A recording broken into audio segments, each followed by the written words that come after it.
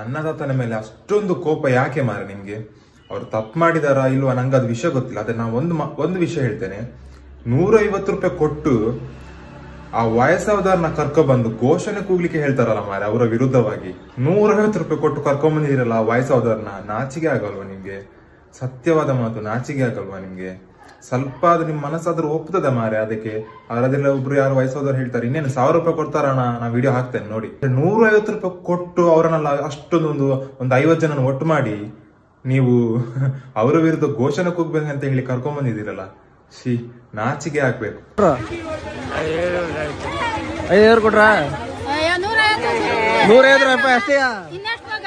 150 ರೂಪಾಯಿ ಅಷ್ಟೇಯಾ? 500 ರೂಪಾಯಿ ಅಂದ್ರೆ ಅಂತಲ್ಲ. ದರ್ಶನ್ ಅವರ ವಿಷಯದಲ್ಲಿ ತೋರಿಸುವ ನೀವು ಪ್ರಾಮಾಣಿಕತೆ ನಿಷ್ಠೆ ಬೇರೆ ಒಂದು ಹೆಣ್ಣು ಜೀವ ಹೋದಾಗ ಯಾವಕ್ಕೆ ನೀವು ತೋರಿಸುದಿಲ್ಲ? ಇಷ್ಟರವರೆಗೆ ಎಷ್ಟು ಮರ್ಡರ್ ಆಗಿದೆ, ಎಷ್ಟು ರೇಪ್ ಕೇಸ್ ಆಗಿದೆ, ಎಷ್ಟು ಹೆಣ್ಮಕ್ಳ ಜೀವ ಹೋಗಿದೆ.